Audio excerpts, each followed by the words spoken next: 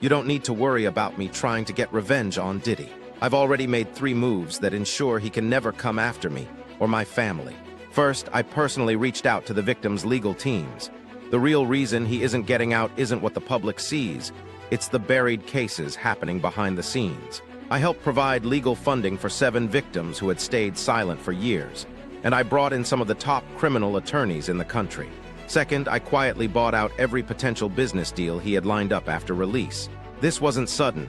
I planned it 2 years in advance. So by the time he was sentenced and still believed he might walk free, every partner had already walked away from him. Third, it's not just evidence, it's backups. This is a minefield that's been buried for over 20 years. I uncovered secrets spanning 3 decades, supported by testimonies from victims. We interviewed more than a dozen people he manipulated, threatened, or harmed. You think that's harsh? No, he destroyed lives for decades. I'm just making sure he spends a few extra years in prison for it. I'm not afraid of his people. I'm not afraid of his threats. I know he's still sitting in there fantasizing about a comeback, but the truth is, he's never coming back. It's really hard for y'all to discern what's real and what's true, you know? And I've been seeing y'all memes and stuff. People be making memes. I see the memes. I see them now. Some of that stuff is funny. Some of it's funny. But I haven't addressed any of this publicly, but I just want to say this very clearly. I don't have to do with Puffy, so y'all can stop all them memes.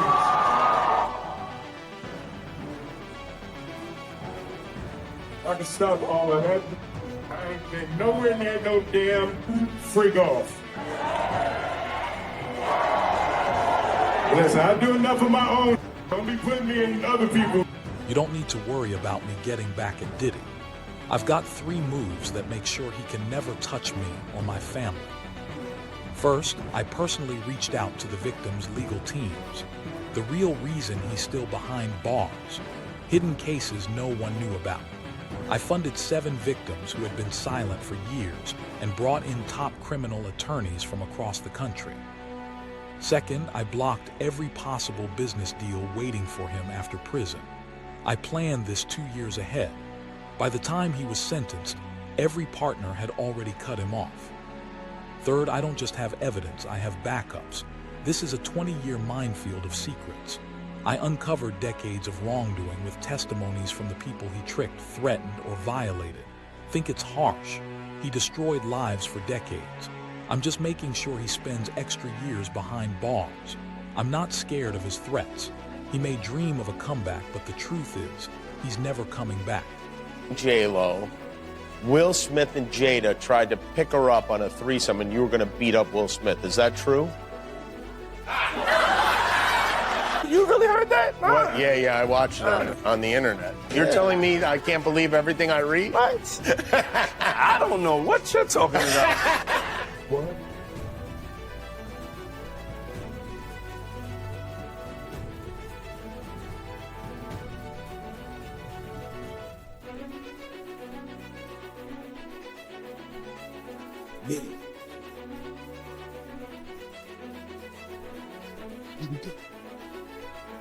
Some of the biggest names in entertainment lived in a shared silence, not because questions didn't exist, but because asking them carried a cost.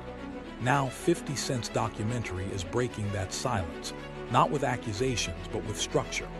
As attention turns back to Diddy and Will Smith, one question rises above all. What stayed hidden for years, not because it was invisible, but because silence made it untouchable? He should have never slapped Chris. I'm not watching the movie. It's not happening. You don't understand. Do you understand why he slapped Chris? Did you see in that moment from probably what he was dealing with? What was he dealing with? What the f was he dealing with? Something made him slap his brother, No, man. something didn't make him snap anything. He laughed at that bad joke that Chris said like everybody else. And then Jada looked at him and it was like the Manchurian Candidate.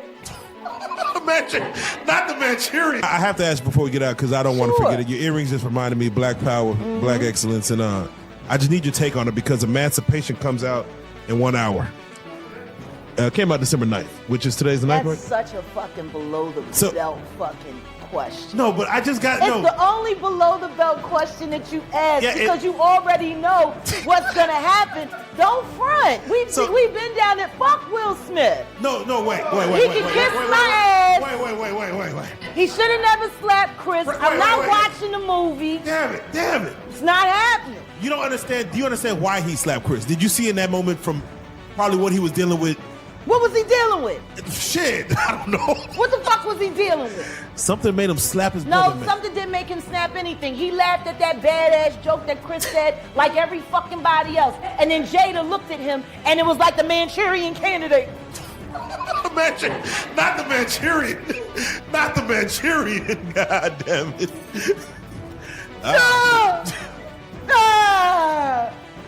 That's what the fuck happened. I thought there's a legion of women who said, I'm glad for Will fighting for his woman. Yeah, because they still want to believe that that sham of a fucking marriage is real. Well, there you go. He ain't never gonna be Tupac, and she proved it when she fucked August Alsina. Ooh, man. Yeah. They're both bisexual. They do weird things in their house, and young men have left their house fucking screaming to get away from them in their mentorship. Meek Mills. Bashir Gray. Hollywood had a simple rule: say nothing, wait it out, let the buzz die down. It worked until it didn't.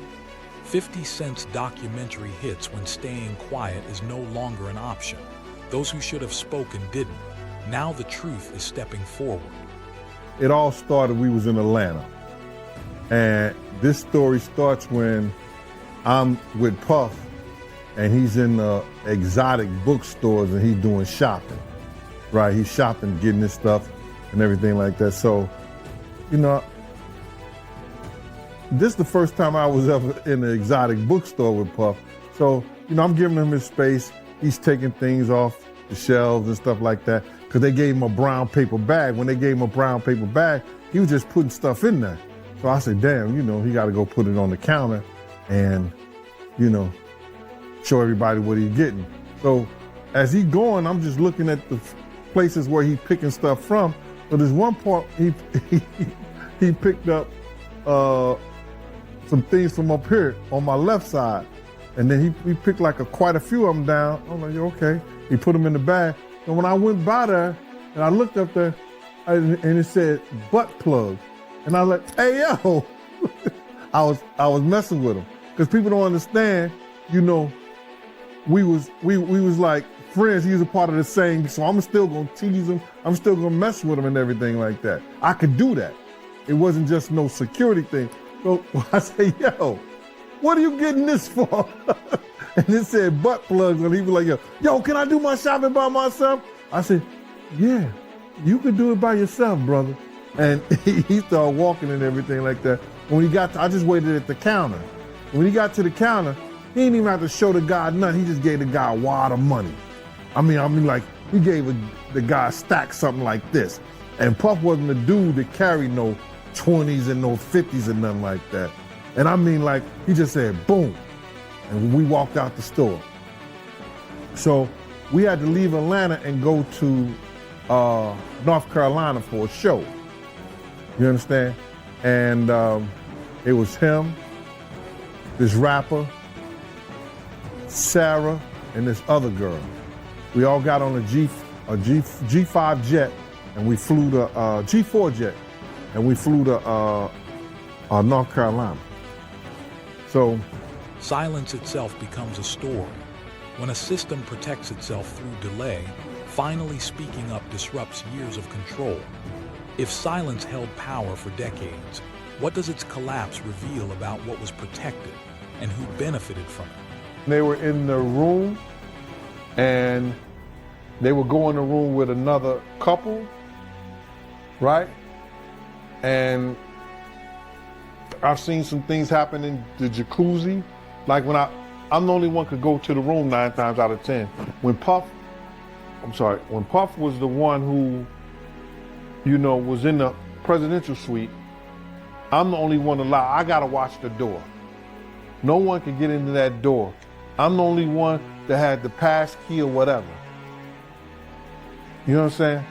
And then sometimes you would hear a boo boo boo boo, a thump or whatever the situation is and stuff like that. Yo, what's up? Everything good? And sometimes they would open the door. I'm right there by the door. Sometimes you see things you don't want to see. Hey, did they ever try to get you involved? Not at all. Offer you? Not at all. Puff did it one time, but that's in my book.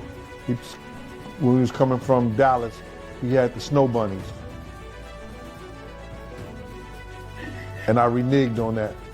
Nah, I'm good. Hey, did you see any celebrities Puffy did any of that stuff with, the swinger stuff with? Yeah, I did. Tell me about that.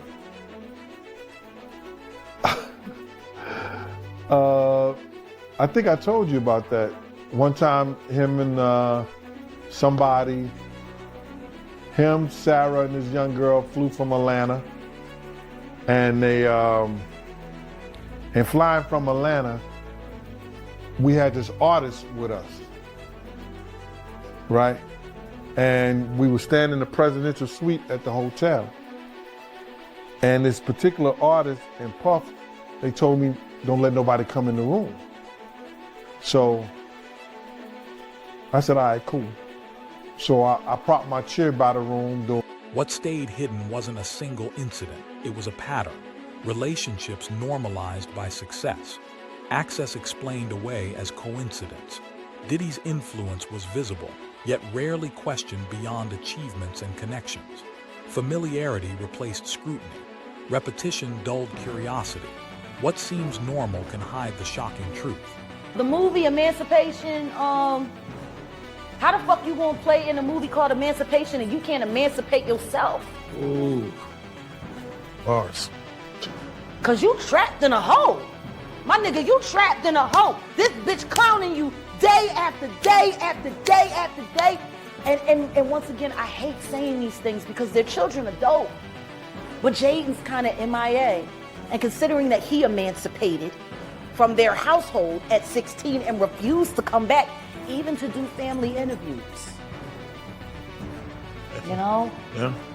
Willow's just kind of, she's dope. Too much shit happened in that fucking house. Too much shit happened in that fucking house. And meanwhile, I go to jail for defending my child and these niggas don't even get a CPS fucking visit for the kind of shit they kids see. You know? There you go. So yeah, I'll watch the movie when, I'll watch Emancipation when he emancipates himself from the hell that he lives in, that he tries to call marriage with that woman who still wished Tupac was alive. Power rarely stands alone. It thrives through proximity. Those close to it gain quietly while risk builds unnoticed. Distance is often strategic, not instinctive. The closer you are, the higher the cost of asking questions too soon. Opportunity comes first, consequences later. Who carries the risk when the story shifts? But enjoy the film, buy lots of popcorn. I ain't supporting shit he fucking dope. He's a bad representation for black men. He is literally the epitome of a ballless man. I'm sick and tired of people making our black men look weak. I'm sick and tired of that shit because I don't know no nigga that would put up with the shit that bitch done put him through. Now you could justify staying because you ain't want to cut up the money because she would have got the child support and the alimony, but the kids is grown. So if you staying now, it's either because you being blackmailed to stay or you too lazy to go. He housebroken. That don't fit right for a Philly nigga. But he did grow up in Overbrook though. He didn't technically grow up in West Philly. That was Jazzy Jeff's life he was writing about. He lived over there, not far from where Kobe Bryant grew up. That's the other side of City Avenue. He came up Overbrook, so they had big houses and he wasn't at the playground get beat up. That was Jazzy Jeff. Will Smith's public distancing marks a turning point from quiet discretion to setting clear boundaries. In today's media cycle, denial is more than a rebuttal. It's a signal. The timing matters. When distance is declared only after silence becomes dangerous, what does that say about the cost of speaking sooner? So I'm gonna get into this Diddy documentary that's been going on, man. It's still #1 as far as I know, man. I mean, I don't know how many millions of times this thing has been streamed, but this thing it's kind of crazy how big this thing actually is, you know, because us that's been following for a really long time, you know, kind of heard a lot of the stuff, man, but people are still going crazy for it, man. So what was your first reaction when you first seen it? When I first seen it, I said, damn, they stole my whole damn idea. You understand? Because I was talking to the producers, and before I talked to the executive director, and the producers knew, I was telling them what I was bringing to the table. Because I was trying to get a deal for me, Kurt, and Tim all together. Like a package deal. I wanted to try to get like $50,000 for each. A documentary changes the rules. By piecing together fragments, 50 Cent turns rumor into record. This isn't a verdict, it's an audit. It asks why some questions were ignored for years and why others faded. You know what I'm saying? So I told them what we was bringing to the table, who was going to tell the story, how they was going to tell their story. You know, I didn't know exactly what they were going to say, but I knew Tim grew up with Puff, so he can get the childhood thing. So I'm going and telling him the whole angle in which I would like for this to go. You know what I'm saying? What we was bringing to the table. I didn't know how they was going to do it, but I was saying, this is what we're going to bring to the table. Tim could start off with the childhood part of it because they grew up together. That's Tim Dog, Tim Patterson. Also, you know, he was the one who was working at Uptown. He was executive over there of A&R and all that other stuff. He went to Island Records. He used to work with over there at Arista, the whole 9 yards. Tim is the one who had the Lost Boys. If you remember the Lost Boys, yeah, you know what I'm saying? Tim was the manager of them. That was his group and everything like that. So Tim had a lot of inside and a lot of stuff to do with Puff. I had a lot of other people I could have brought to the table too.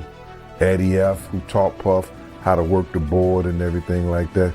Just Eddie F, Heavy D, and the boys DJ. I was going to try to get Eddie and some other people like that. But it fell through because the lady was telling me what somebody else didn't give me or what somebody else didn't pay me, and she was being disrespectful. You know what I'm saying?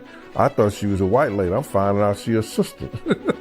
Long-form inquiry forces an industry built on forgetfulness to face the facts. Documentation replaces dismissal. But when stories compete for permanence, who decides which version survives? You know, Diddy has a long list of victims.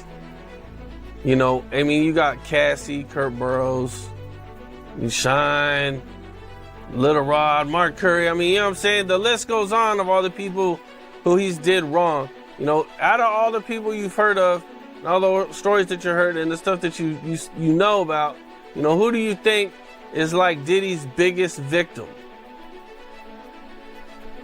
Who I think Diddy's biggest victim is? Yep. The mothers. Okay. Big's mama. Wolf's mother. The people that lost their sons. They could never get that back. Especially with those people. Those are the two people that changed his life. Put him on that pedestal to be a great producer. So I believe the mothers in them that lost their sons are the biggest victims of it all. Man, that's deep, man. That's crazy, man. You know, because I mean, you know, you brought up Big and the mom, and in the documentary they even talk about Diddy not paying for the funeral, acting like he's gonna pay it, but then billing it to Biggie. What was your thoughts on that? When you seen that, were you surprised when you seen that? No, I wasn't surprised, you know, because they said that when Big died, he built the estate. He took it out of Big's his budget. You understand what I'm saying? So Yep. I wonder who got the life insurance policy. It was crazy. The response to scrutiny shows accountability is uneven. Some face consequences immediately. Others remain insulated by fame, legacy, or alliances. Renewed focus on Diddy, alongside Will Smith, exposes structural protection, systemic, not personal. If accountability only acts when silence fails, can the system ever claim fairness? Well, what I said is that, isn't it weird that the government was so interested in Diddy's baby oil that they took 1,000 bottles away from his house? If the government took 1,000 bottles of baby oil and somebody had things what appeared to be baby oil, and then you have to listen to the prosecutor. He said that they seized 1,000 bottles what allegedly to be baby oil. Allegedly to be baby oil. So that's telling people that it wasn't baby oil. And people think that that was baby oil, they out their mind. I don't believe it was baby oil. Yo, bro, when they went up in there, they knew what they was gonna find. They knew what was ever in that baby oil or that those bottles that appeared to be baby oil, they knew about that at first. You gotta realize 9 times out of 10, that individual that got caught at the airport,